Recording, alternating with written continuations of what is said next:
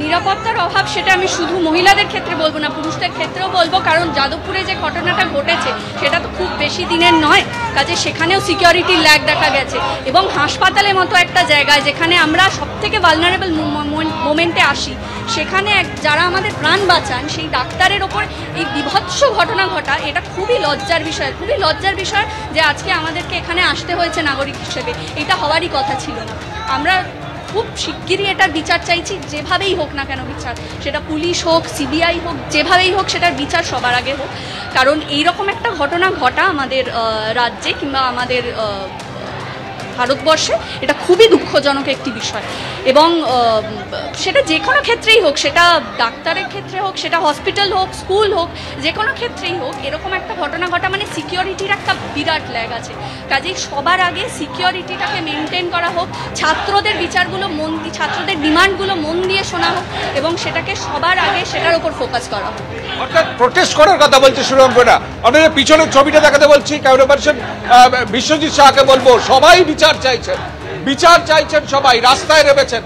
ঋদ্ধি সেন আমাদের সঙ্গে রয়েছেন, ঋদ্ধি সেনও রাস্তায় আজকে হাঁটছেন, কৌশিক সেন হাঁটছেন, বোলান মুখোপাধ্যায় হাঁটছেন, চৈতি ঘোষাল হাঁটছেন, অনেকে হাঁটছেন। ঋদ্ধি, এর অসুখ সমাজের। প্রথমেই বলি যে আমরা আজকে নাগরিক হিসেবে হাঁটছি, এখানে বিশিষ্ট জনের কোনো তকমা নেই, কোনো পদ নেই, আমরা প্রত্যেকে আজকে নাগরিক হিসেবে নেমেছি। এবং আমাদের থেকেও যারা জরুরি আজকে জনগর্জন যেটা শুনতে পাচ্ছে, এটা খুবই দুঃখজনক যে আজকে প্রশাসনের যে দায়িত্বগুলো সেগুলো সবসময় যারা ভোট দেন, যারা ভোটার, তাদেরকে পালন করতে হচ্ছে। যারা ভোট দিয়ে একটা প্রশাসনকে এনেছে, একটা গভর্নমেন্টকে এনেছে, তাদের দায়িত্বগুলো আজকে জনগণকে চিৎকার করে মনে করাতে হচ্ছে।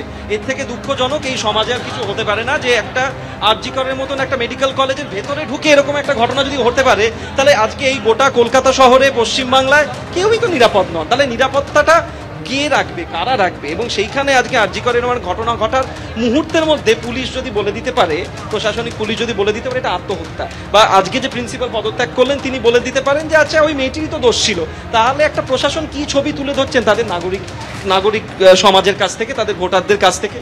সুতরাং সেইটার বিরুদ্ধে আজকে রাস্তায় নামা, এবং একটি মাত্র সিভিক ভলেন্টিয়ারকে দিয়ে যে এই গোটা ঘটনা হওয়াটা যে সম্ভব না। আমাদের যারা চেনা পরিচিত ডাক্তার বন্ধুরা তারা বারবার বলছে যে ধরনের ক্ষতচিহ্ন মেয়েটি সারা শরীরে রয়েছে, পেলভিকের হাড় ভেঙে গেছে, সেটা কি একটি ব্যক্তি বিশেষ করতে পারে? বা সে অত রাত্রিবেলা জানলো কি করে যে রাত্রি 2:30টার সময় মেয়েটি ওরকমই একটা ঘরের ভেতরে আছে? সুতরাং এটার এই প্রশ্নগুলো সম্মুখীন হতে হবে।